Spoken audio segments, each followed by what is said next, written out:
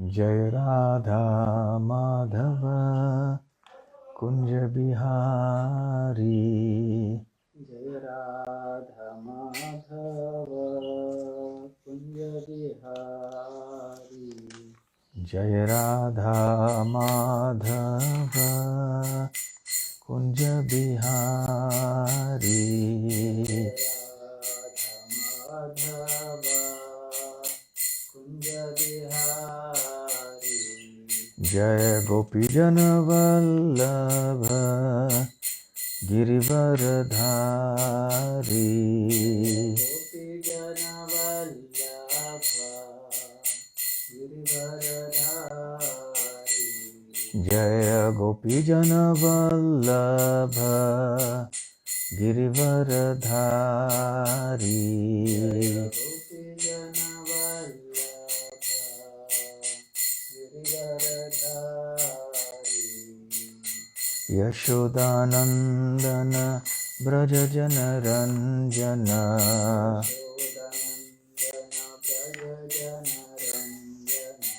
यशोदानंदन ब्रज जन रंजन।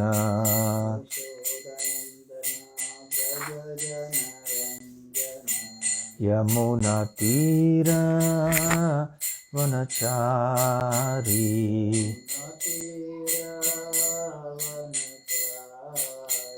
यमुना तीर वनचारी।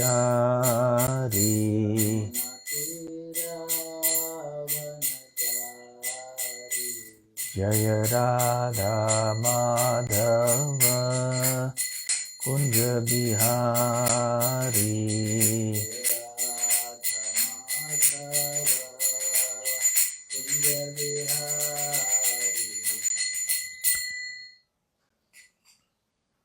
जय ओम विष्णुपाद परमहंस परिव्राजकाचार्य अष्टोत्तर शत। His Divine Grace अभय चरणारविंद भक्ति वेदांत स्वामी श्रील प्रभुपाद की जय।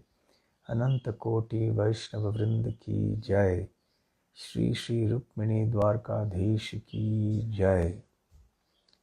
निताय गौर प्रेमानंदे समवेत भक्त वृंद की जय। समवेत भक्त वृंद की जय। समवेत भक्त वृंद की जय। श्री श्री गुरु गौरांग की जय। ओम नमो भगवते वासुदेवाय।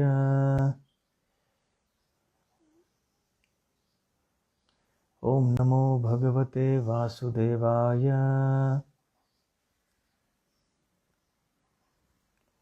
ओम नमो भगवते वासुदेवाय। नारायणं नमस्कृत्य नरं चैव नरोत्तमं देवीं सरस्वतीं व्यासं ततो जयमुदीरयेत्। नष्टप्रायेषु भद्रेषु नित्यं भागवत सेवया भगवत्युत्तमश्लोके भक्तिर्भवति नैष्ठिकी।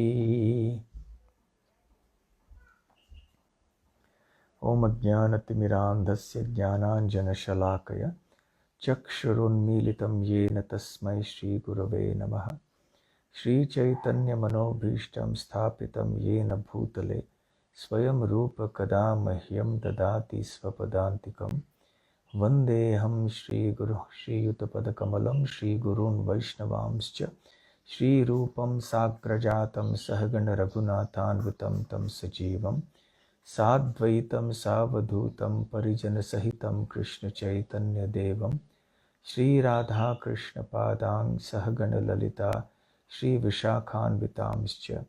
नमो ओं विष्णुपादाय कृष्णप्रेष्ठाय भूतले श्रीमते भक्तिवेदान्तस्वामिन्निति नामिने।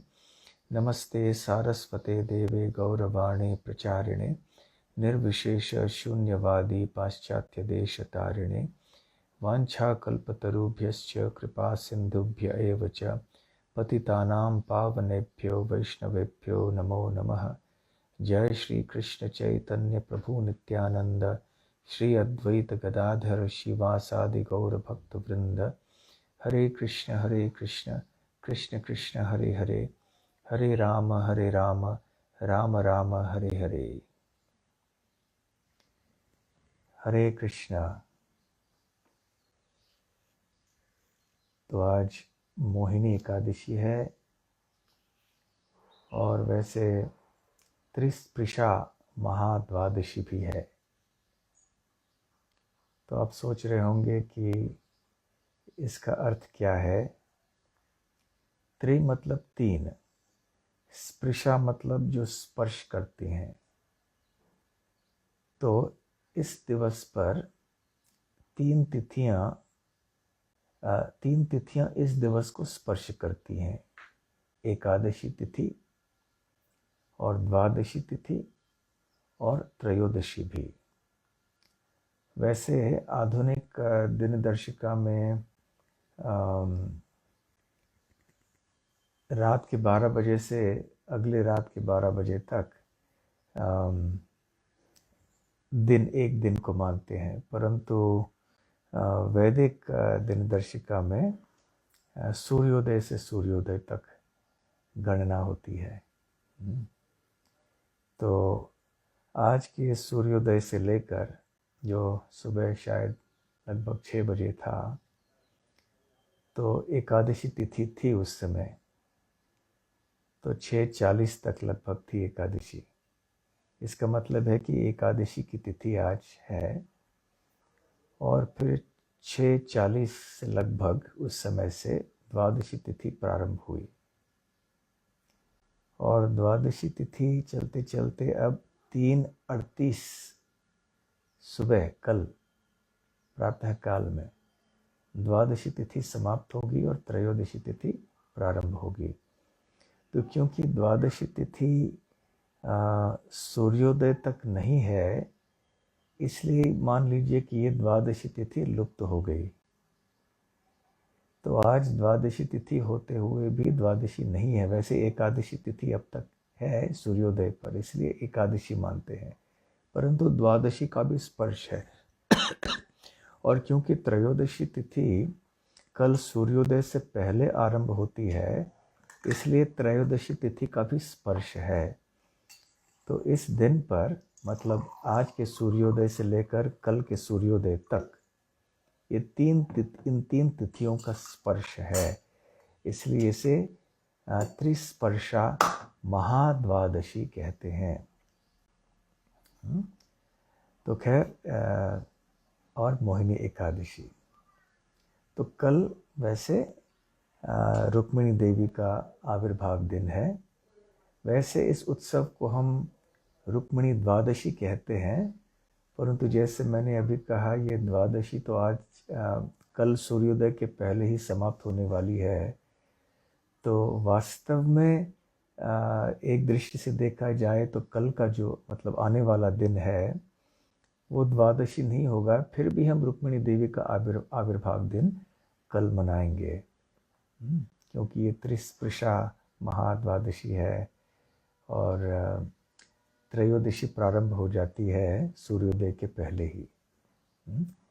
फिर भी हम मना रहे हैं, हमारे वैष्णव दिनदर्शिका के अनुसार कल मना रहे हैं रुक्मिणी देवी का आविर्भाव दिन। तो ये एक थोड़ी सी पृष्ठभूमि थी।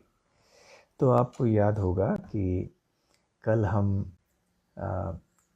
चर्चा कर रहे थे कि रुक्मिणी देवी द्वारा भेजे गए ब्राह्मण का आगमन द्वारका में श्री कृष्ण के दरबार में हुआ।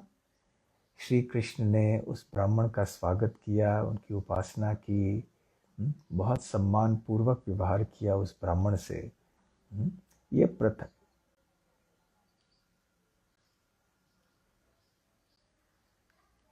कोई आवाज आई, शायद म्यूट में है ना सब लोग।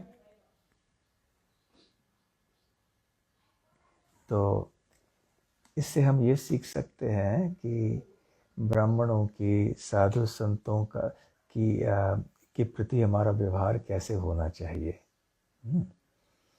तो खैर फिर ब्राह्मण ने आके रुक्मिणी देवी का जो पत्र है उसका मुहूर खोल दिया, क्योंकि वो संदेश गुप्त था ना, तो अब श्री कृष्ण के सामने ही उसे खोलना था। तो उसके सामने खोल दिया और फिर वो पढ़ने लगे। तो उनको पता तो था कि इसमें क्या है।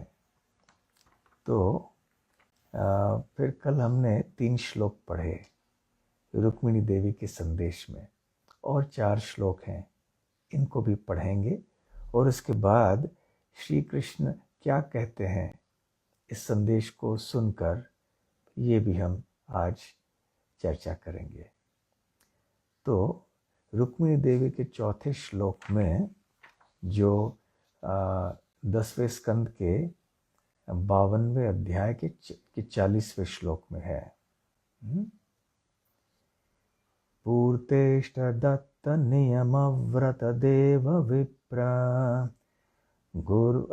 गुर्वर्चनाधि विरलं भगवान् परेशः आराधितो यदि गदाग्रज इत्यपाणिं गृह्णातु मेन दमघोषसुतादयोन्ये। यहाँ इस श्लोक में रुक्मिणी देवी श्री कृष्ण से गदाग्रज नाम से संबोधित कर रही हैं। कृष्ण के एक भाई का नाम है गद, और अग्रज मतलब बड़े भाई, जिनका जन्म पहले होता है। तो गदाग्रज का मतलब है गद के बड़े भाई। तो गदाग्रज एत्य, यहाँ आकर पाणिम गृह्णातु, मेरे हाथ को, मेरे करों को, मेरे कर कमलों को स्वीकार कीजिए, अर्थात मुझसे विवाह कीजिए। तो क्यों विवाह करना चाहिए?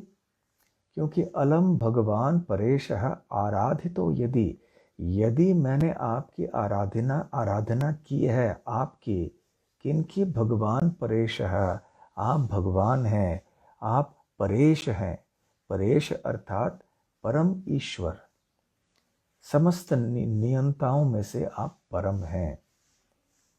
तो हे गदाग्रज, मेरे हाथों को कृपया आप विवाह में स्वीकार कीजिए।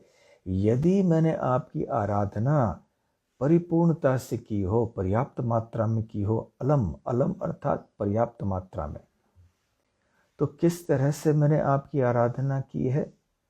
पूर्त मतलब पुण्य कार्य आदि करने से। पुण्य अर्थात जैसे ब्राह्मणों को भोजन खिलाना, कुएं खोदना, है ना, वृक्षारोपण करना इत्यादि, ये सारे पुण्य काम माने जाते हैं। इष्ट अर्थात यज्ञ संपन्न करने से। दत्त दान देने से। नियम जो व्रत होते हैं, जैसे कि तीर्थ स्थानों में भ्रमण करना इत्यादि।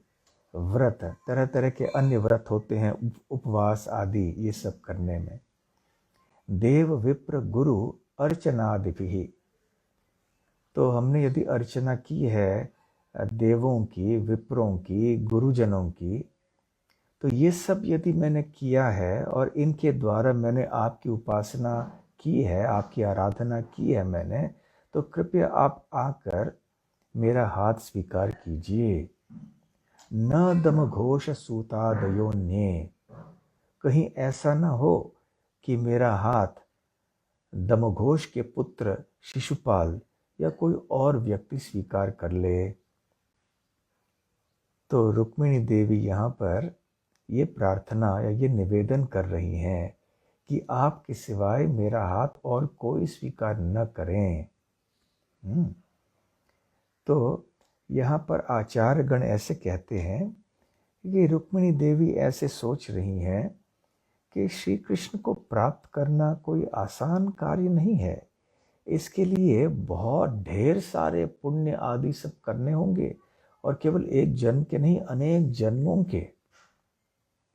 इसलिए रुक्मिणी देवी ने अपनी नम्रता से ये उनके सामने कहा, श्री कृष्ण को संदेश में कहा कि आप सोच लीजिए, मैंने भी बहुत सारे पुण्य व्रत तप आदि किए हैं, तो यदि आप सोचते हैं कि मैंने ऐसे वास्तव में पर्याप्त मात्रा में ये सब किए हैं तो कृपया मेरे हाथों को स्वीकार कीजिए आप। वैसे भगवान को प्राप्त करना है तो पुण्य आदि की आवश्यकता नहीं होती है ना। ये सारे पुण्य, कुआं खोदना, ये करना, वो खोदना, ये तो सब पुण्य है अर्थात अच्छे कार्य है, परंतु भौतिक स्तर में है। भक्ति से कुछ इनका संबंध नहीं है। हालांकि इन कार्यों को भी हमें करना चाहिए, क्योंकि फिर हम जिएंगे कैसे। परंतु भक्ति में और पुण्य कार्यों में अंतर हमें जान लेना चाहिए। तो ये रुक्मिणी देवी कह रही हैं कि ठीक है, कम से कम मैंने देवों की, विप्रों की, गुरुजनों की अर्चना तो की है ना। बहुत ढेर सारे पुण्य मैंने इकट्ठे किए हुए हैं। अब स्मरण आता है इस समय शुकदेव गोस्वामी का वर्णन वृंदावन के ग्वाल बालों का। शुकदेव गोस्वामी दशम स्कंध में ही कहते हैं, इत्थम सताम ब्रह्म सुखानुभूत्या दास्यम गतानाम परदैवतेन मायाश्रितानाम नरदारकेण साकम विजयरु कृत पुण्य पुंजाः। वो उस श्लोक में कहते हैं कि जो ग्वाल बाल हैं उन्होंने कितने सारे पुण्य की पूंजी इकट्ठी की होगी। साकम विजहर हो कृत पुण्य पुंजा। ये जो पुंजा है अच्छे कार्यों के, कृत पुण्य, कितने पुण्यों की जो पूंजी है इतनी बड़ी मात्रा में इकट्ठी की होगी इन ग्वाल बालों में कि आज ये भगवान कृष्ण के साथ ऐसे मित्रों की तरह खेल रहे हैं। वही श्री कृष्ण जिनको कि ये ज्ञानी लोग निराकार ब्रह्म के रूप में उपासना करते हैं, या जो भगवान को अपना स्वामी मानते हैं और अपने आप को दास मानते हैं, उन्होंने सेवा करके प्राप्त की होगी। या वही भगवान जो कि मायाश्रितानाम, जो माया के आश्रित हैं, जो श्री कृष्ण को साधारण व्यक्ति मानते हैं। तो ऐसे श्री कृष्ण के साथ ये ग्वाल बाल ऐसे ही यूं ही खेल रहे हैं मानो कि वो केवल एक साधारण ग्वाल बाल हैं। तो इन ग्वाल बालों ने कितनी पूंजी इकट्ठी की होगी अपने पुण्यों की। वैसे तो ये ग्वाल बाल श्री कृष्ण के नित्य सिद्ध पार्षद हैं, ये केवल लीला कर रहे हैं। तो ठीक उसी प्रकार से रुक्मिणी देवी वो तो भगवान की नित्य रानी है, नित्य संगिनी है। तो ऐसा कोई प्रश्न ही नहीं उठता कि उन्होंने श्री कृष्ण को प्राप्त किया है या करने वाली थी उनके पुण्य तप आदि के बल पर। ये ऐसा केवल यहाँ रुक्मिणी देवी सोच रही हैं, और ऐसा वर्णन भी इस तरह से हो रहा है क्योंकि रुक्मिणी देवी मनुष्य समाज में प्रकट हुई है ना, जैसा कि श्री कृष्ण भी प्रकट हुए हैं मनुष्य समाज में। परंतु न कृष्ण कोई साधारण मनुष्य हैं और न ही रुक्मिणी देवी कोई साधारण स्त्री हैं। रुक्मिणी देवी जैसे कि पहले हम सुन चुके हैं, वो तो साक्षात लक्ष्मी देवी हैं। फिर भी नम्रता के कारण वो ऐसे सोच रही हैं। तो अगले श्लोक को हम पढ़ते हैं। शोभाविनी त्वमजितोद्वहने विदर्भान् गुप्तः समेत्य पृतनापतिभिः परीतः निर्मथ्य चैद्यमगधेन्द्रबलं प्रसह्य मां राक्षसेन विधिनोद्वह वीर्यशुल्काम्। तो रुक्मिणी देवी अब कह रही हैं, श्वो भाविनी, श्वः मतलब कल, आने वाला कल, श्व भाविनी, तो कल क्या होने वाला है, उद्वहने, तो मेरे उद्वह या मेरे विवाह का समय है। इसलिए हे अजित, अजित अर्थात भगवान श्री कृष्ण जिनको कोई पराजित नहीं कर सकता, जो सदैव विजयी रहते हैं। तो त्वम अजित विदर्भान समेत्य, आप हे अजित विदर्भ में कौंडिन्यपुर में आइए, गुप्त है लेकिन गुप्त रूप में आइए, और साथ साथ प्रीतना पतिभिः परिताः, और यहाँ आने के बाद अपने आप को आपके सेनापतियों से, आपके सैनिकों से घेर लीजिए आपकी सुरक्षा के लिए। क्योंकि रुक्मिणी देवी जानती थी कि यहाँ पर सारे ये जरासंध, शाल्व आदि अपने अपने सेनाओं को लेकर आने वाले हैं, इसलिए श्री कृष्ण की सुरक्षा हेतु वो ऐसे कह रही थी कि अब आप आइए, अपने आप को घेर लीजिए इस तरह से। और यहाँ पर चैद्य अर्थात चेदी राज के जो पुत्र हैं ना, या चेदी के राजा हैं शिशुपाल, और मगधेंद्र बलम, ये मगध के जो राजा हैं वो भी अपने बल, अपने सैन्य बल से यहाँ रुक्मी के साथ देने के लिए आने वाले हैं मेरे भाई के। इसलिए निर्मथ्य प्रसह्य मतलब बलपूर्वक आप निर्मथ्य इनको कुचला दीजिए।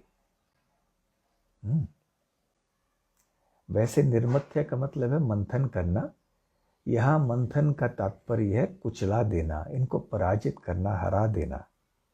तो निर्मथ्य चैद्य मगधेंद्र बलम प्रसह्य, और फिर इनको पराजित करके, इनको हरा के, इनको कुचला के क्या करना आप, माम राक्षसेन विधन उद्वह, मेरे से विवाह कर लीजिए।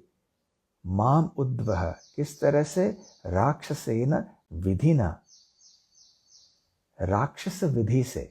कल हमने चर्चा की थी कि राक्षस विधि विवाह के संदर्भ में क्या होता है, बलपूर्वक किसी राजकुमारी को उठा के ले जाना। अब ये आधुनिक काल में हमें ऐसा नहीं करना चाहिए। कभी कभी ऐसे देखा जाता है कि इस तरह से भी लोग खबरों में, समाचार पत्र में आता है, कभी को उठा के ले जाते हैं किसी को, ये सब बलात्कार हो जाता है, ये सब बहुत बड़ा पाप है। परंतु द्वापर, त्रेता, सत्य आदि में ऐसे कभी कभी देखा जाता था। क्षत्रियों के वंश में ऐसी प्रथा कभी होती थी। तो आप मुझे प्राप्त कीजिए, और मुझे प्राप्त करने का शुल्क आपको देना होगा। ये शुल्क क्या होगा, वीर्य शुल्काम, आपकी वीरता है ये शुल्क जिसके द्वारा आप मुझे प्राप्त कर पाएंगे। तो श्रील प्रभुपाद जी कृष्ण पूर्ण पुरुषोत्तम इस ग्रंथ में कहते हैं कि रुक्मिणी देवी का जन्म एक राजा के परिवार में हुआ ना, तो राजकीय खून जो है उनके नसों में बह रहा था, और इसलिए राजकीय मामलों को वो भली भांति जानती थीं। तो इसलिए उन्होंने कहा कि आप आइए अकेले, परंतु बाद में फिर अपने आप को घेर लीजिए आपकी सेना से। तो विश्वनाथ चक्रवर्ती ठाकुर यहाँ कहते हैं कि जिस प्रकार से अब श्री कृष्ण रुक्मिणी देवी का अपहरण करने वाले हैं, वो इस तरह से है कि मानो समुद्र मंथन हुआ था। समुद्र मंथन करके लक्ष्मी देवी उत्पन्न हुई थी ना, तो ठीक उसी प्रकार से यहाँ भी एक मंथन होने वाला है। मंथन अर्थात यहाँ एक विक्षोम या एक हंगामा होने वाला है, और इस हंगामे में से अब श्री कृष्ण रुक्मिणी देवी जो कि साक्षात लक्ष्मी देवी हैं, उनको उठाकर ले जाने वाले हैं। तो अगला श्लोक,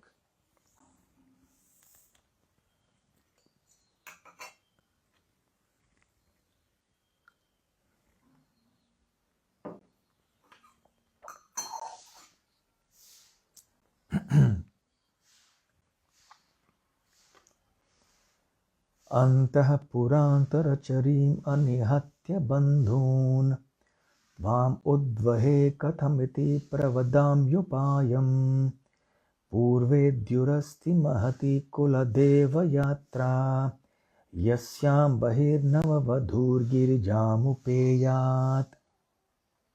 तो रुक्मिणी देवी आगे कहती हैं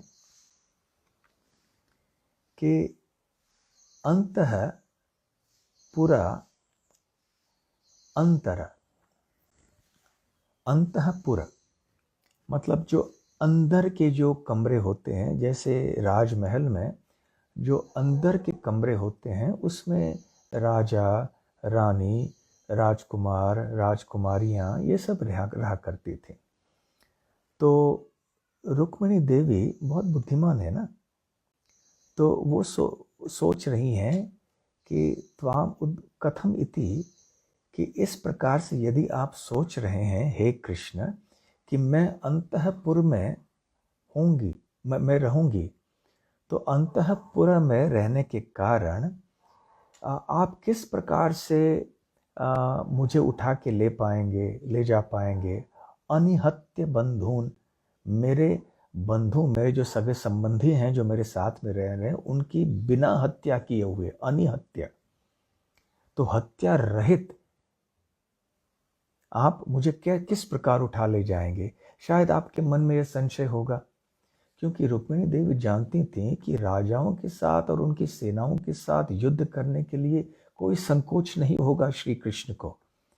परंतु रुक्मिणी देवी के जो परिवार के सदस्य हैं, उनकी जो सहेलियां हैं इत्यादि जो उनके साथ में रहेंगी ना अंतःपुर में, तो आप तो उनकी हत्या नहीं करना चाहते हैं। तो शायद आपके मन में ये प्रश्न उत्पन्न हो जाए कि मैं रुक्मिणी देवी का अपहरण कैसे कर पाऊंगा, क्योंकि अंदर जब मैं जाऊंगा तो वहां उनके सगे संबंधियों की भी हत्या मुझे करनी होगी क्या, तो बिना हत्या किए हुए मैं कैसे ये सब कर पाऊंगा।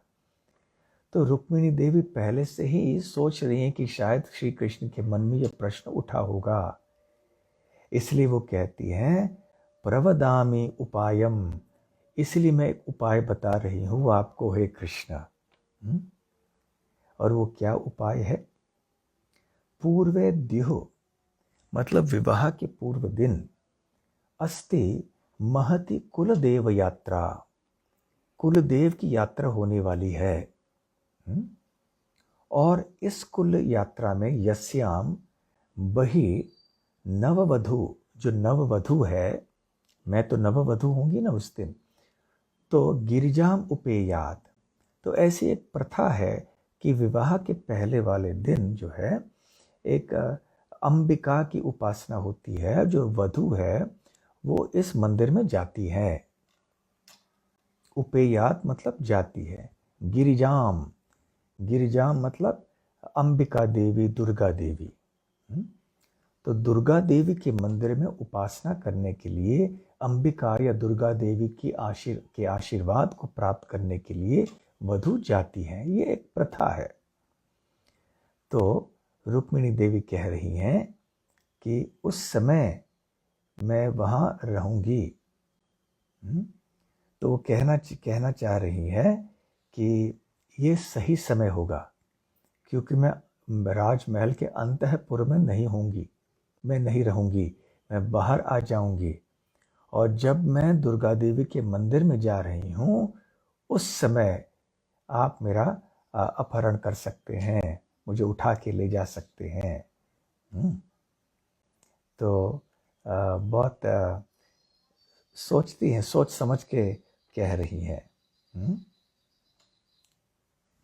तो इसमें जो रुक्मिणी देवी के रिश्तेदारों को भी हानि पहुंचाने की आवश्यकता नहीं होगी। और फिर अंतिम श्लोक रुक्मिणी देवी के पत्र में,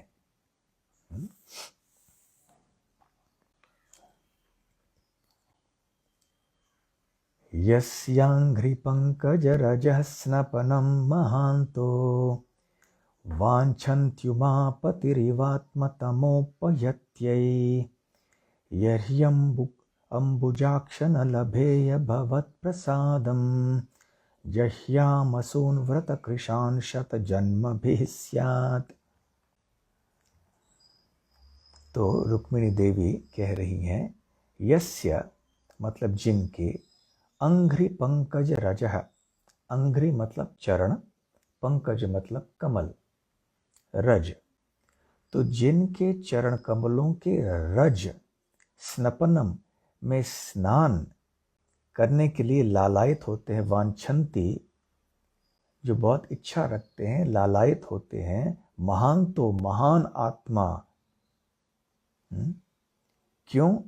इव आत्मतमः अपहत अपहत्यई। अपहत्यई मतलब नष्ट करना। तो जैसे महान लोग, महान आत्मा आपके चरण कमलों के रज में स्नान करना चाहते हैं अपने ही तमोगुण को, अपने ही अज्ञान को नष्ट करने के लिए, तो कौन से महान आत्मा है ये? उमापति ही। तो अंदर जाके अभी श्री कृष्ण अभी जाने वाली ही अंदर। तो वो अंदर जाके वो क्या कह रही हैं?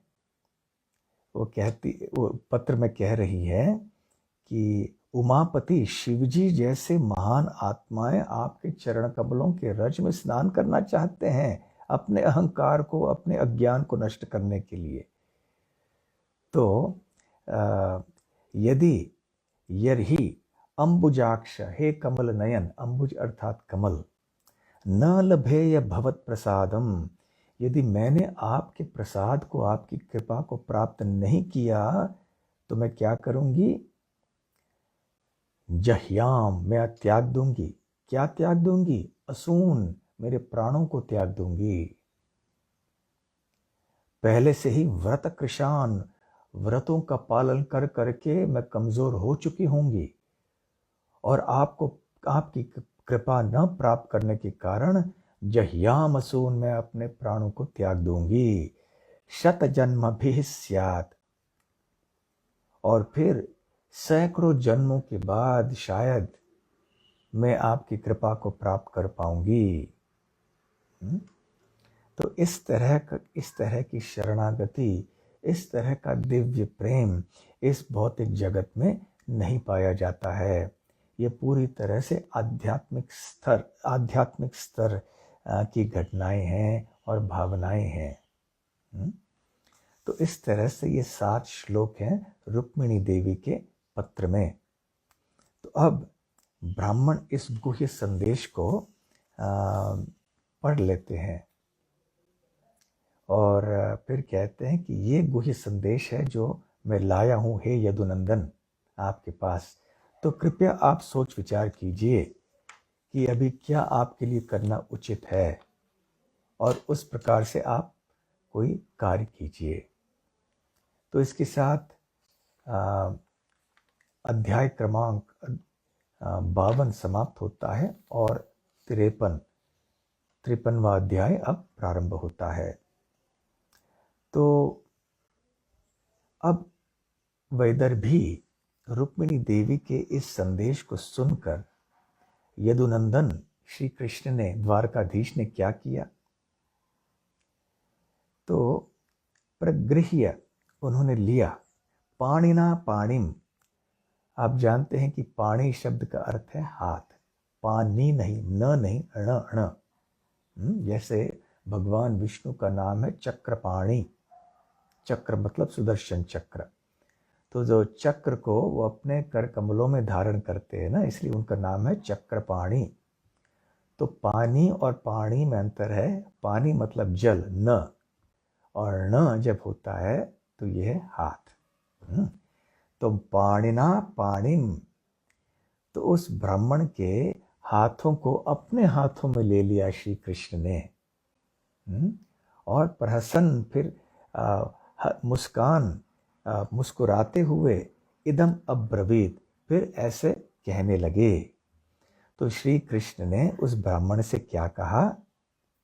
श्री भगवान उवाच तथा हम अपि तच्चित्तो, तथा मतलब जिस प्रकार से, उसी तरह से, कि जैसे रुक्मिणी देवी का मन मुझ पर केंद्रित है, ठीक उसी प्रकार से अपि तच्चित्तः, मेरा भी चित्त रुक्मिणी देवी के ऊपर पूरी तरह से केंद्रित है। और किस प्रकार से मेरा, कितनी तीव्रता से मेरा चित्त रुक्मिणी देवी के ऊपर केंद्रित है? निद्राम च न लभे निशि, यहां तक कि निशि, निशि मतलब रात्रि, न लभे मतलब नहीं मिलती, निद्राम च, मेरा मन, मेरा चित्त रुक्मिणी देवी के ऊपर इतनी तीव्रता से केंद्रित है कि रात में मुझे नींद भी नहीं आती है। तो श्री कृष्ण कह रहे हैं कि ये दो तरफी संबंध है। ऐसा नहीं कि केवल रुक्मिणी देवी श्री कृष्ण से प्रेम करती हैं, श्री कृष्ण के हृदय में भी रुक्मिणी देवी के प्रति तीव्र प्रेम उत्पन्न हो गया है। देखिए, भगवान से जो भी प्रेम करता है ना, वो कभी व्यर्थ नहीं होता है। तो भगवान तो पहले ही सबसे प्रेम करते हैं, प्रत्येक जीवात्मा से प्रेम करते हैं। भगवान का स्वरूप ही है प्रेम करना। प्रेम से अतिरिक्त और कुछ भगवान के हृदय में है ही नहीं। हम यहाँ जब भौतिक जगत में इस जन्म मृत्यु के चक्र में अटक के पड़े हैं, तो हमारे मन में बहिरंगा शक्ति के अधीन होने के कारण प्रेम नहीं है। और जो तथाकथित संसार का प्रेम है, वो वास्तव में प्रेम नहीं है, वो केवल काम है। और यहाँ पर प्रेम के अभाव के कारण ये सारे नकारात्मक भावनाएं उत्पन्न होती हैं, जैसे कि द्वेष, घृणा, ये सारी चीजें उत्पन्न होती हैं, स्वाभाविक रूप से उत्पन्न होती हैं। परंतु श्री कृष्ण के हृदय में केवल प्रेम है। और हमारे जीवन की सफलता है जब हम श्री कृष्ण से प्रेम करना प्रारंभ करेंगे। अब रुक्मिणी देवी तो भगवान की नित्य महारानी हैं, तो उनके हृदय में तो प्रेम है ही। तो जब वो अपना प्रेम व्यक्त कर रही हैं श्री कृष्ण के प्रति, तो ये कैसे संभव है कि श्री कृष्ण के हृदय में रुक्मिणी देवी के प्रति प्रेम न हो। तो यहाँ पर रुक्मिणी द्वारकाधीश के बीच में किस तरह का प्रेम का संबंध है, स्वयं श्री कृष्ण अपने शब्दों में कह रहे हैं। तथा हम अपि तच्चित्तो निद्राम च न लभे निशी, कि जिस तरह से रुक्मिणी देवी मुझसे प्रेम कर रही हैं, मैं भी रुक्मिणी देवी से प्रेम करता हूं, यहां तक कि रात में मैं सो नहीं पा रहा हूं। परंतु वेद अहम रुक्मिणा द्वेषान, रुक्मिणा मतलब रुक्मी के द्वारा। रुक्मी कौन है? रुक्मिणी देवी के बड़े भाई हैं, जो श्री कृष्ण से द्वेष कर रहा है। मैं जानता हूं, वेद अहम, वेद मतलब जानना। वेद अहम, मैं जानता हूं कि किस तरह रुक्मी मुझसे द्वेष करता है, और द्वेष के कारण मम उद्वाह निर्वैरितः, और द्वेष के कारण रुक्मी ने मना कर दिया है कि मेरा विवाह रुक्मिणी से नहीं होना है। तो मैं जानता हूं इस बात को, परंतु श्री कृष्ण कोई साधारण व्यक्ति तो नहीं है ना, पूरी तरह से समर्थ है श्री कृष्ण। यदि श्री कृष्ण की कोई इच्छा होती है मन में, तो स्वाभाविक ज्ञान बल क्रिया च, स्वाभाविक रूप से उनकी शक्तियां भगवान की इच्छाओं को पूर्ण करती हैं। भगवान हम बद्ध जीवों के जैसे नहीं हैं। हम इच्छा करते हैं, परंतु इच्छा पूर्ण करने की शक्ति, वो सामर्थ्य हम में नहीं है। परंतु भगवान श्री कृष्ण के मन में कोई इच्छा उत्पन्न जब हो जाती है, तो उस इच्छा को पूर्ण करने की शक्ति भी होती है पूर्णतया। तो भगवान ने जब ठान लिया है कि मुझे रुक्मिणी देवी से विवाह करना है, तो कौन उनको रोक सकता है? भले जरासंध हो या शाल्व हो, रुक्मी हो, इनकी क्या औकात भगवान श्री कृष्ण के सामने। फिर भी भगवान लीला कर रहे हैं ना, करना चाहते हैं। यदि भगवान धरातल पे आकर ऐसी लीलाएं न करें, तो हमारे लिए श्रवण स्मरण कीर्तन के लिए कोई विषय रहेंगे ही नहीं। और भगवान भी अपने वीर रस का आस्वादन करना चाहते हैं युद्ध आदि करके, और माधुर्य रस का आस्वादन यहाँ पर भी करना चाहते हैं। तो ये सारी लीलाएं रचाना चाहते हैं भगवान श्री कृष्ण। तो भगवान कहते हैं उस ब्राह्मण से आगे, ताम आनयिष्य, ताम मतलब उनको, किनको? रुक्मिणी देवी को, स्त्रीलिंग है ताम। हाँ उनको, तो ताम आनयिष्य, मैं निश्चित रूप से ले आऊंगा यहाँ पर। कहाँ पर? द्वारका में। तो मैं कैसे ले आऊंगा? उन्मथ्य। हाँ, तो इस मंथन शब्द का प्रयोग पहले भी हम सुन चुके हैं ना। मंथन अर्थात यहाँ पे किन के बहुत बलपूर्वक ले आऊंगा। राजन्य अपसदान, जो राजवंश के अयोग्य सदस्य हैं, मृधे उनके साथ युद्ध करके, उन्मथ्य मंथन करके अर्थात उनकी अच्छी खासी पिटाई करके मैं ले आऊंगा रुक्मिणी देवी को। तो ये सारे जो अयोग्य राजवंशी हैं, इनकी ऐसे मैं पिटाई करूंगा, खूब बुरी तरह से पिटाई करके मैं रुक्मिणी देवी को उठा ले आऊंगा। उस रुक्मिणी देवी को जो मत पराम, जो पूरी तरह से मेरे शरणागत है, जिसके हृदय में मेरे प्रति शुद्ध प्रेम है, और अनवद्य अंगीम, अनवद्य मतलब जिसके ऊपर कोई प्रश्न उठाया नहीं जा सकता, कोई संदेह या संशय नहीं किया जा सकता, जो बिल्कुल निर्दोष है। तो क्या निर्दोष है? कौन सा गुण है रुक्मिणी देवी का जिसके ऊपर कोई संशय नहीं उठाया जा सकता? वैसे तो सारे गुण हैं, परंतु विशेष रूप से यहाँ अंगीम शब्द का प्रयोग श्री कृष्ण करते हैं, अर्थात उनका सौंदर्य। तो मैं उस रुक्मिणी देवी को उठा कर ले आऊंगा जो पूरी तरह से मेरे चरणों में शरणागत है और जिनका सौंदर्य निर्दोष है, परिपूर्ण है। और मैं इस प्रकार से उठा के ले आऊंगा, एधसोग्नि शिखाम इव। एधस अर्थात लकड़ी को जब प्रज्वलित किया जाता है तो उसमें से अग्नि की लपटें उत्पन्न होती है ना। तो जिस प्रकार से किसी लकड़ी को प्रज्वलित करने से अग्नि के लपटें उत्पन्न होती हैं, ठीक उसी प्रकार से इन राजाओं के बीच में से मैं अग्नि उत्पन्न करूंगा, इनका विध्वंस करवा दूंगा, और इसमें से मैं रुक्मिणी देवी को उठाकर मैं ले आऊंगा। बड़े काव्यात्मक ढंग से श्री कृष्ण ऐसे उस ब्राह्मण से कह रहे हैं। तो ब्राह्मण भी बड़े संतुष्ट हो जाते हैं, क्योंकि वो भी तो भक्त ही है ना, रुक्मिणी देवी के भक्त हैं, वो श्री कृष्ण के भी भक्त हैं। तो वो भी चाहते थे कि विवाह अवश्य हो जाए। तो बड़ी प्रसन्नता से वो सुन लेते हैं कि श्री कृष्ण क्या घोषणा कर रहे हैं। तो जानते हैं कि अब तो विवाह निश्चित है।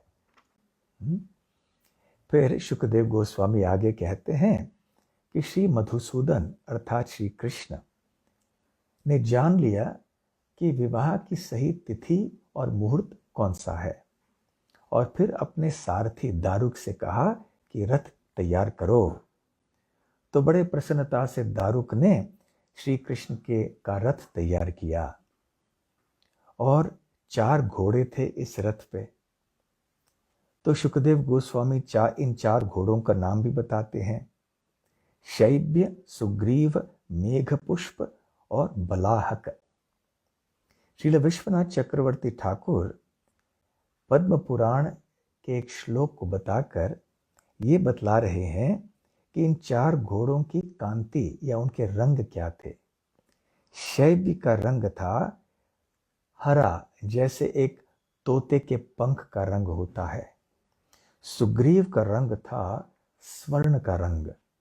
मेघ पुष्प का रंग था एक बादल का रंग, और बलाहक का रंग था सफेद। तो चारों घोड़ों का रंग अलग अलग था। कितना अद्भुत दृश्य हुआ होगा। एक हरे रंग का घोड़ा, एक स्वर्ण रंग का घोड़ा, एक सांवले रंग का घोड़ा और एक सफेद रंग का घोड़ा। ये चारों घोड़े थे श्री कृष्ण के रथ के। और फिर सवार हुए शौरी, शौरी अर्थात श्री कृष्ण का नाम है। और फिर तेज गति से चलते हुए वो निकल पड़े वहां पर और एक रात में द्वारका से विदर्भ पहुंच गए। उधर विदर्भ में क्या हो रहा था, तो शुकदेव गोस्वामी वर्णन करते हैं कि रुक्मिणी देवी के जो पिता हैं राजा भीष्मक, वो शिकार हो गए थे अपने पुत्र रुक्मी के स्नेह के। ये पुत्र स्नेह जो होता है ना, ये बहुत बलवान होता है। धृतराष्ट्र के संबंध में हम जानते हैं। वैसे भीष्म के हृदय में शिशुपाल के प्रति कोई विशेष स्नेह नहीं था, परंतु केवल पुत्र स्नेह में वो तैयार हो गए। यद्यपि भीष्मक राजा भी चाहते थे कि मेरी पुत्री रुक्मिणी देवी का विवाह हो श्री कृष्ण से। रुक्मी के जो अन्य भाई थे वो भी इसी बात को चाहते थे, अन्य जो भी परिवार के सदस्य थे वो भी इसी बात को चाहते थे। अकेले रुक्मी था जो विरोध कर रहा था।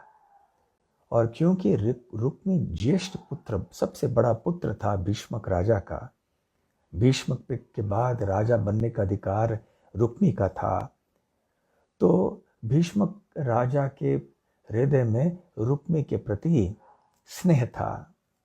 स्नेहवश होकर मान ली बात रुक्मी की। ये भी एक लीला है ना। यदि ऐसे नहीं होता फिर श्री कृष्ण अपने शूरवीरता का प्रदर्शन कैसे करते, और शाल व जरासंध इत्यादि रुक्मी इनको सबक कैसे सिखाते, इनके ऊपर कृपा कैसे करते।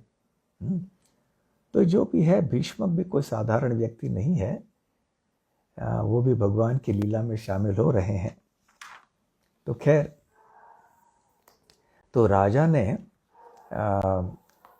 सारे शहर को सजाया हुआ था। जितने भी रास्ते वगैरह थे, राजमार्ग आदि थे, सारे के सारे जो हैं चौराहे थे, उन सब को पानी से धुलवाया था, उनको सुशोभित किया था, तरह तरह के द्वारों से और फूलों से इत्यादि। और शहर के निवासियों ने अपने आप को भी सजाया हुआ था, आभूषण, अब तरह तरह के अच्छे वस्त्र और आभूषण पहने हुए थे। फिर राजा ने तरह तरह के धार्मिक क्रियाओं को संपन्न किए, पितरों की, देवताओं की, ब्राह्मणों की पूजा की, उनको भोजन अर्पण किया, मंत्रों का उच्चारण किया। उधर रुक्मिणी देवी भी तैयार हो रही थीं, अपने आप अच्छे वस्त्र पहन लिए, आभूषण से अपने आप को सजा लिया, अलंकृत किया। उधर ब्राह्मण वहाँ पे ऋक, साम, यजुर, अथर्ववेद के मंत्रों का पठन कर रहे थे, और राजा भीष्मक ने इन ब्राह्मणों को प्रचुर मात्रा में दान दिया।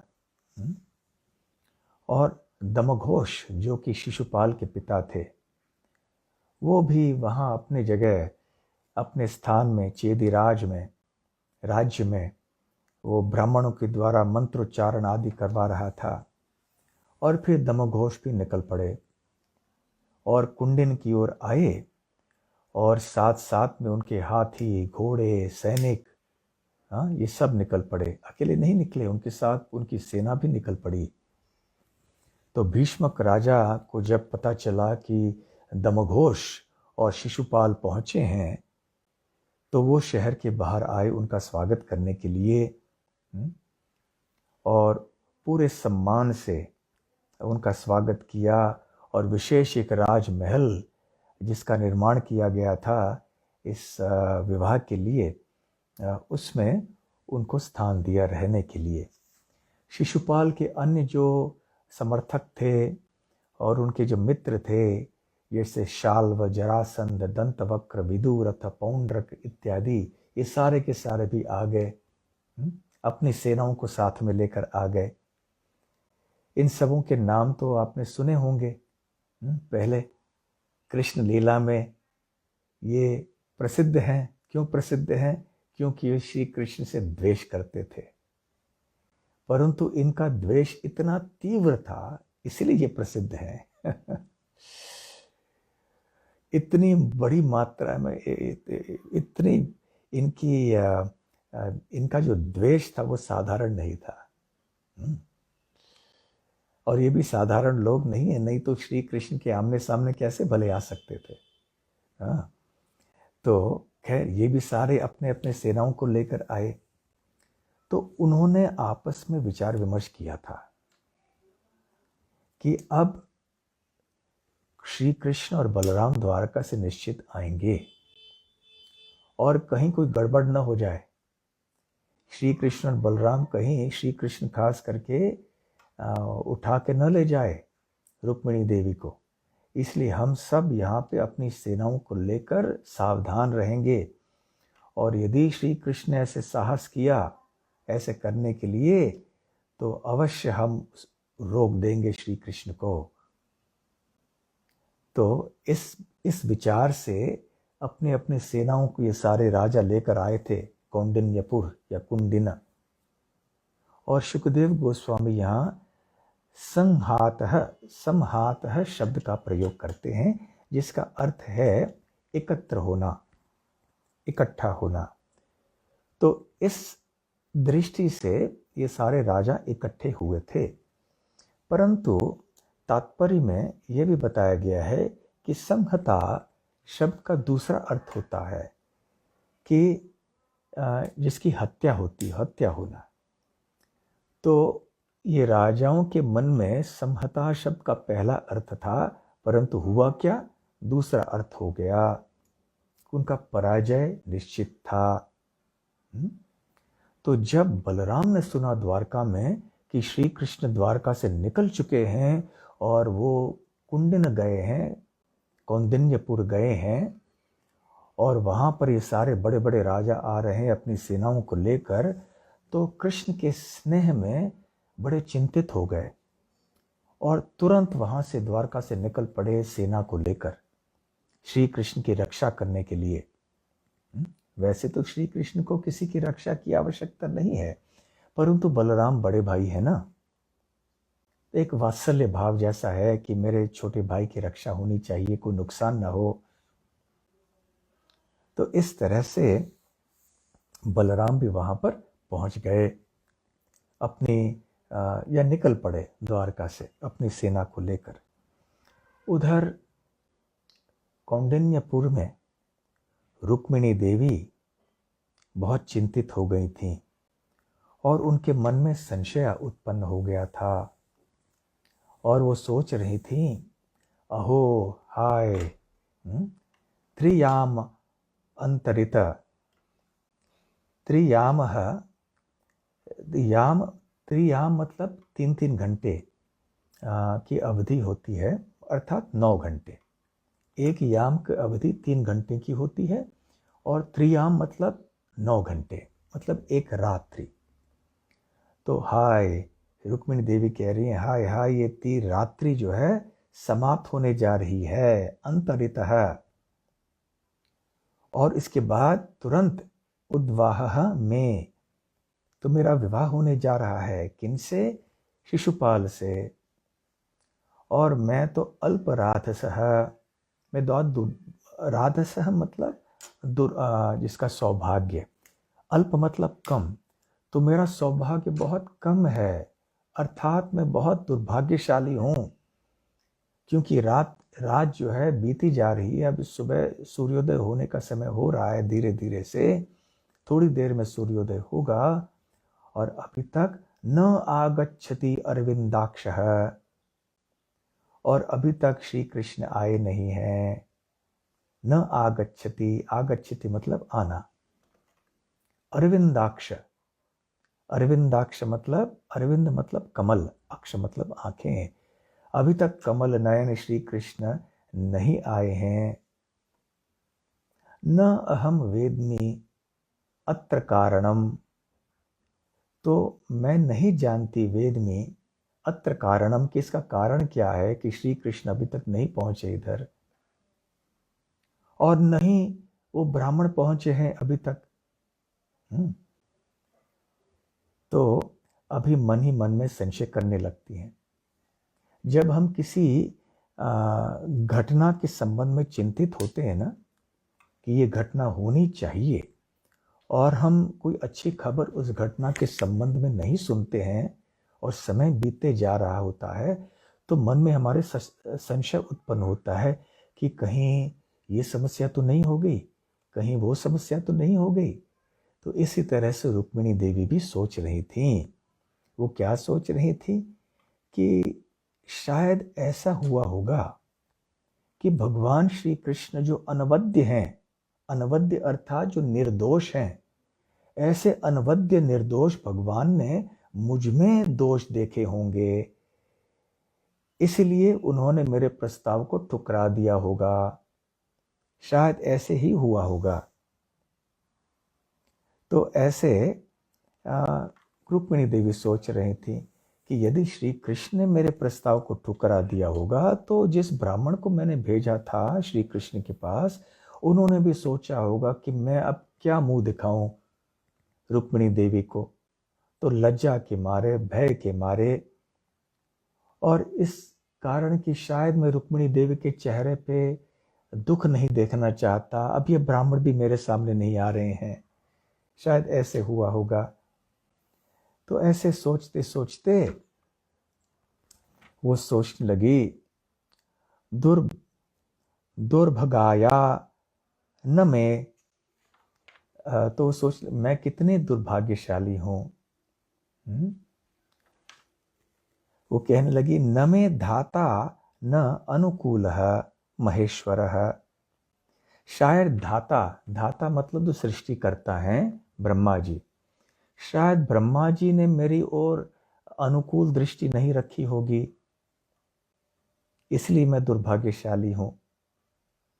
फिर सोचने लगी, नहीं, ब्रह्मा जी मेरे बारे में ऐसे प्रतिकूल दृष्टि क्यों रखेंगे भला ना। फिर हो सकता है महेश्वर जो श्री शिव जी हैं, शायद शिव जी जिनकी मैं उपासना रोज करती हूं, शायद वो नहीं आए होंगे, प्रसन्न हुए होंगे मेरे प्रति। परंतु शिव जी भी इतने महान हैं, भले वो मेरे प्रति कैसे अप्रसन्न हुए होंगे। मैं तो इतनी एक साधारण तुच्छ महिला हूं, लड़की हूं मैं, पृथ्वी लोक पे रहने वाली, तो मेरे ऊपर क्रुद्ध क्यों होंगे भला शिव जी।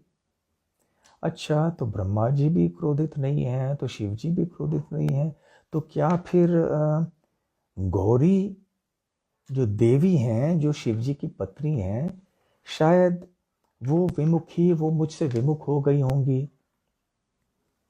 पर गौरी का नाम है रुद्राणी, रुद्र की पत्नी, और रुद्र या रुद्राणी मतलब जो अन्यों को रुलाते हैं। तो शायद अब मुझे वो रुलाना चाहती हैं, वो अप्रसन्न है मुझ पर, यद्यपि मैं उनकी उपासना प्रतिदिन करती हूं। तो इस तरह से ये सारे नाम दिए गए हैं अंबिका देवी या दुर्गा देवी के। देवी, गौरी, रुद्राणी, गिरिजा, सती। तो विश्वनाथ चक्रवर्ती ठाकुर ने इन अलग अलग नामों के पीछे तात्पर्य दिया है, अपने जो है भावपूर्ण उन्होंने विचारों को व्यक्त किया है। तो कहने का तात्पर्य ये है कि रुक्मिणी देवी बहुत चिंतित हो गई हैं और तरह तरह के कारण सोच रहे हैं कि क्यों श्री कृष्ण अब तक नहीं आए हैं। और फिर एवं चिंतयति बाला, इस प्रकार से चिंतन करते करते गोविंद हृत मानसा, जिसका मन श्री कृष्ण ने हर लिया था। अब रुक्मिणी देवी ने अपनी आंखें बंद कर ली और आंखों में आंसू भर आए, और फिर सोचने लगी, अभी भी समय है, अभी तक सूर्योदय हुआ नहीं है, अरुणोदय के लिए अभी समय है, अभी तक आशा है। और उस समय उन्होंने अपने शरीर के बाएं भाग में शुभ लक्षणों का अनुभव किया, और उन्हें समझ में आया कि हाँ, अब कोई अच्छी खबर मिलने वाली है मुझे। तो तो अवश्य श्री कृष्ण आएंगे। और ठीक उसी क्षण वो ब्राह्मण वहां पर पधारे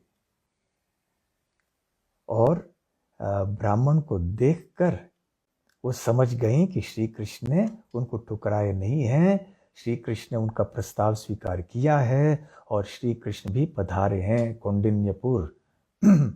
सातम प्रहृष्ट वदनम, प्रहृष्ट मतलब आनंद से भरा हुआ, वदनम मतलब चेहरा। तो जैसे ही रुक्मिणी देवी ने उस ब्राह्मण के मुस्कुराते हुए और आनंदित चेहरे को देखा तो वो समझ गईं कि अच्छी खबर है, और इसलिए समपृच्छत, उन्होंने प्रश्न किया ब्राह्मण को। शुचि स्मिता, एक शुद्ध मुस्कान से रुक्मिणी देवी ने उस ब्राह्मण को प्रश्न पूछना प्रारंभ किया।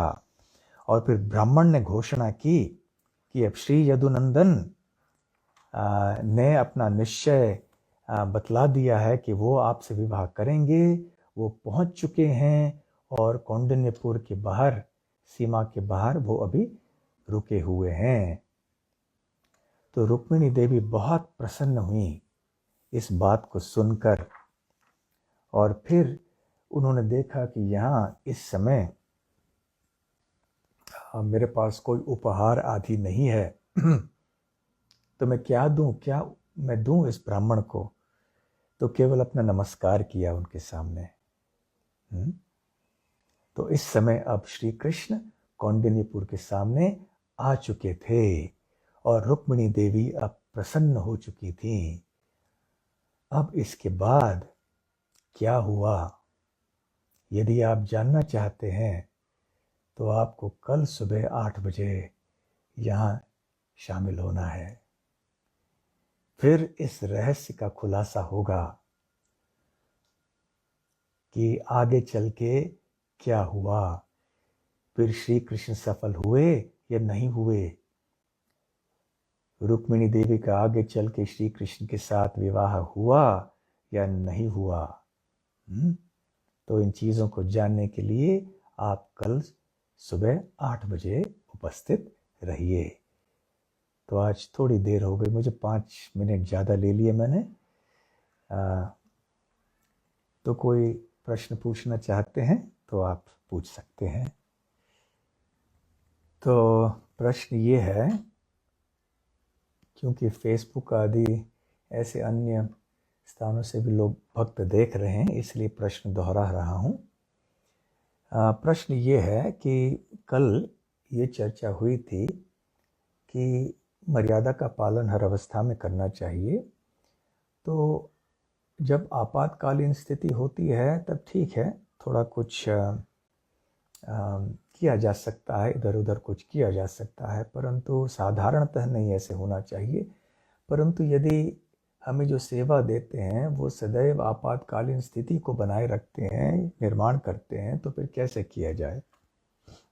तो आप चर्चा कीजिए कि ऐसे हर समय आपातकालीन स्थिति का निर्माण न हो। बस बहुत साधारण बात है, बड़े प्रेम से नम्रता से चर्चा करके इसका निवारण कर लीजिए समस्या का, बहुत आसान बात है। हाँ, और कोई प्रश्न?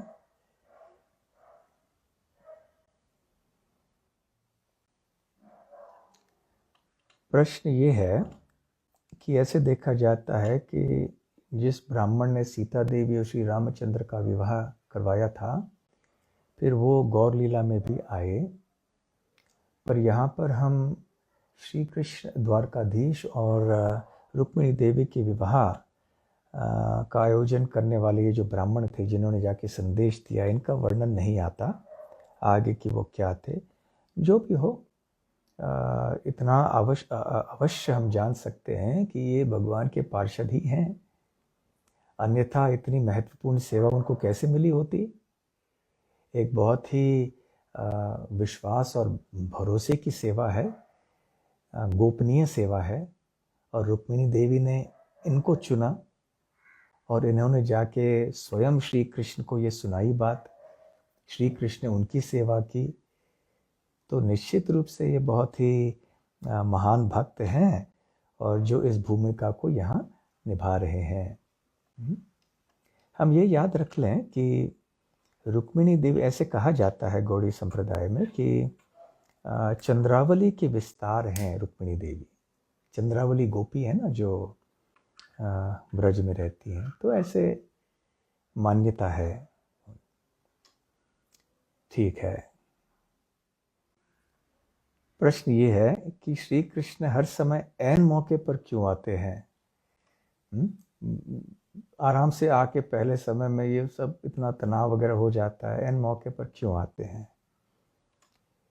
बात ये है कि ऐन मौके पर नहीं आते तो मज़ा नहीं आता ना, कथा रोमांचक हो जाता है ना। जब ऐन वक्त पर चीज़ें हो जाती है ना तो कथा ज़्यादा रोमांचक हो जाती है ना। तो उसमें और जैसे आप सुन रहे हैं, जैसे होता है ना बाहर के नाटकों में, यहाँ वहाँ सब उपन्यासों में, इस बात को ले जाते हैं कि व्यक्ति अपने कुर्सी के कोने पे बैठ जाए कि अब क्या होगा, क्या होगा, होगा नहीं होगा।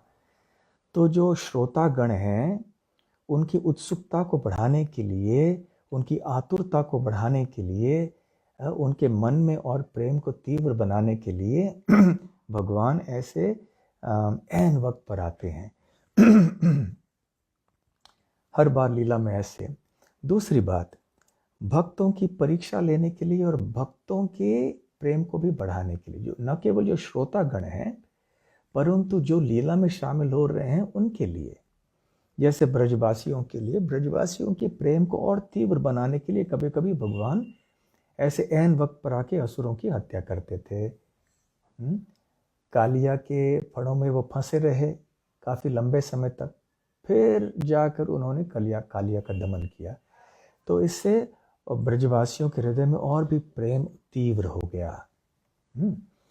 और यहाँ पर इस संदर्भ में तीसरी बात यह है कि रुक्मिणी देवी ने भी तो ऐन वक्त पे ही तो खबर दी थी ना श्री कृष्ण को, क्योंकि ये विवाह, ये कुछ घटना हुई ऐसे कि जल्दबाजी में ये विवाह का आयोजन हो गया। वैसे होना था श्री कृष्ण के साथ रुक्मिणी देवी की इच्छा के अनुसार, परंतु रुक्मी के कहने के कारण फिर ये ऐन वक्त पर निर्णय बदल गया। तो इसलिए श्री कृष्ण को भी ऐन वक्त पर आना पड़ा ठीक है। प्रश्न ये है कि क्या ये भगवान की पहला विवाह है या इसके पहले भी भगवान विवाह कर चुके थे? इस प्रकट लीला में ये पहला विवाह था, क्योंकि रुक्मिणी देवी सबसे वरिष्ठ रानी है श्री कृष्ण की द्वारका में। इसके बाद होंगी जाम्बवती, उसके बाद में सत्यभामा। इस क्रम से आगे चल के विवाह होगा एक के बाद एक। कृष्ण पूर्ण पुरुषोत्तम ग्रंथ में आप इनको और विस्तार में पढ़ सकते हैं। ठीक है, ठीक है, तो बहुत बहुत धन्यवाद। हाँ जी, और कोई है क्या प्रश्न किसी के? ठीक है,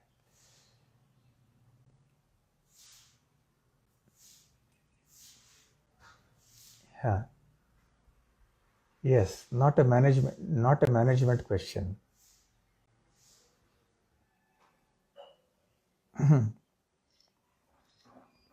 तो प्रश्न ये है कि श्रीमद् ग्वाल बालों के संबंध, वृंदावन के ग्वाल बालों के संबंध में एक श्लोक कहा गया था प्रवचन में, इत्थम सताम ब्रह्म सुखानुभूत्या।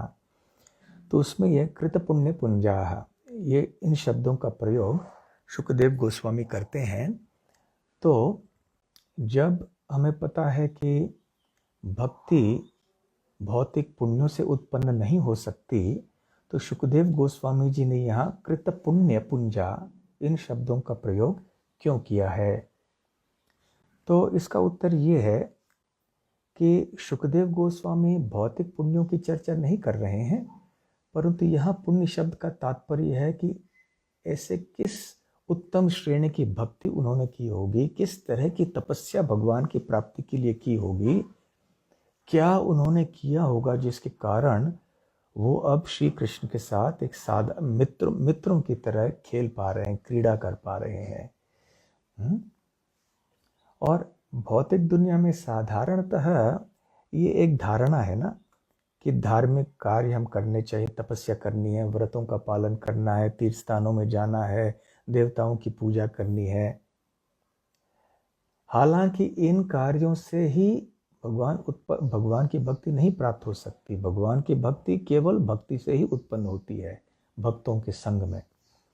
फिर भी क्योंकि एक धारणा है ना लोगों के मन में, इसलिए रुक्मिणी देवी भी अपने आप को एक साधारण महिला समझ के ऐसे बोल रही हैं। वो तो वैसे भक्ति के चरम श्रेणी पर ही स्थित हैं। ठीक है।